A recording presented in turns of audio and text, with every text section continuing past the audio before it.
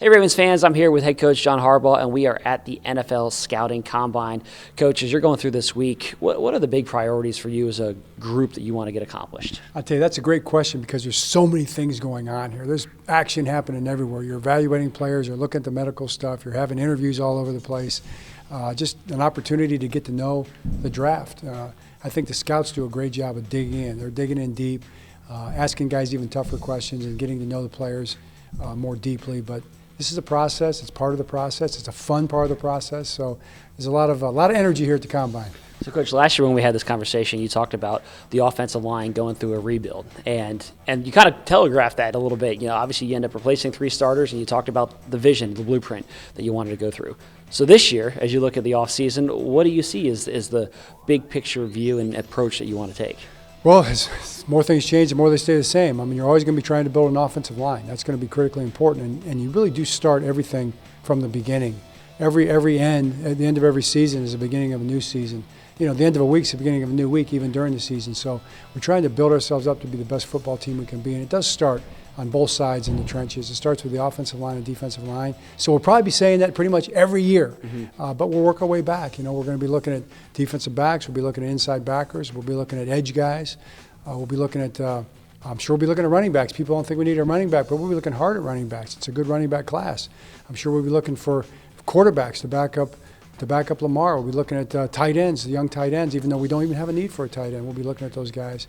We'll be looking for receivers. We'll be looking for special teams players. You know, we want to keep building our core special teams group, good young group. A bunch of young players, a bunch of rookies last year that learned a lot, got better as the year went on. We want those guys to make a big jump and see if we might add a guy or two.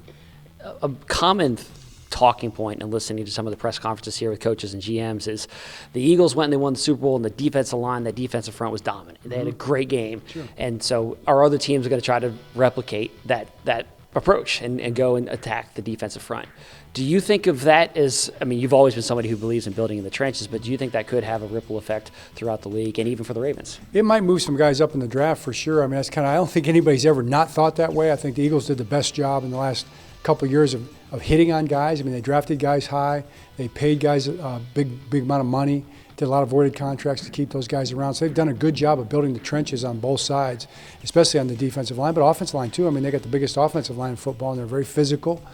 Look at the Tish push. You know, they've made a living in that type of thing. So all respect to what they've done, and I do think people will be looking at how they did it. And for your offensive line, I talked about, you know, last year and the changes you went through there. Ronnie's a free agent. Pat McCary's a free agent. How much do you want to keep those guys? I know you mentioned in your press conference you'd love to get Ronnie back, but also the confidence that you have in young players like a Roger Rosengarten or an Andrew Voorhees to step in if needed. Right. You got to just meet the circumstances where you find them, you know, in life and as a coach.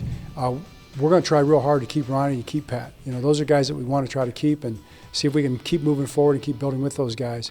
If it works out, that'd be amazing and awesome. I'd be the happiest guy in the world. If it doesn't work out, we're going to make it amazing and awesome, and we're going to become the happiest people in the world because we're going to find another way to do it. And guys like Roger and Daniel Falele and Andrew Voorhees, you got Tyler Linderbaum still, good young guys. Whoever we draft, maybe we sign somebody. We'll find a way because we just think it's so important to have a great offensive line. On the other side of the ball, safety is a position where you could look to add. How much of that is a priority that allows Kyle to do all the different things that he can do? But you already have 2 good safeties in Kyle and Ardarius. What's the philosophy as it comes to adding a potential safety? Well, it'd be a big force. I mean, it would give us another type of guy in that kind of mix, and we do like to move. Not just Kyle. We move Kyle around a lot.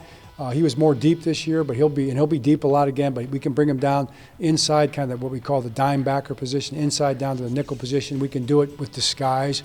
He can look like he's playing strong or free safety and come down, and we can rotate, take our Darius over the top.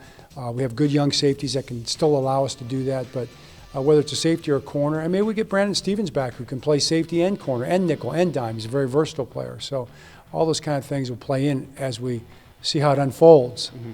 I know, and lastly, Coach, I know a big part of the Combine is the workouts and the stuff that we see on TV, press conferences even. But behind the scenes, you're getting to know these players. The interviews that you go through are really important in deciding who ultimately ends up in Baltimore. What are you learning about these players in those interviews? That's a really good question, Garrett. And for us, it's only a 15-minute interview, or the main interview. Now we've got the other interviews that you have. We interview everybody at the Combine. We'll have somebody interview everybody here. They've also been interviewed at the Senior Bowl, at the East-West game. They've also been talked to at their at their school a lot of times, and then they'll also be talked to. Maybe we'll bring them in. We'll also be doing phone interviews, and we do Zoom interviews with all the guys in the draft. So it's a deep dive on everybody. So what is that 15 minutes? For us, that 15 minutes is personal football. What we try to do is we dig into the football. We put tape up.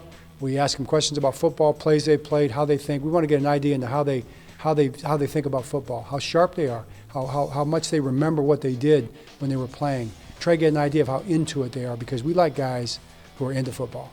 We like guys who think about football, who are always considering how to get better, want to be the best they can be at football, So we try to make it about football.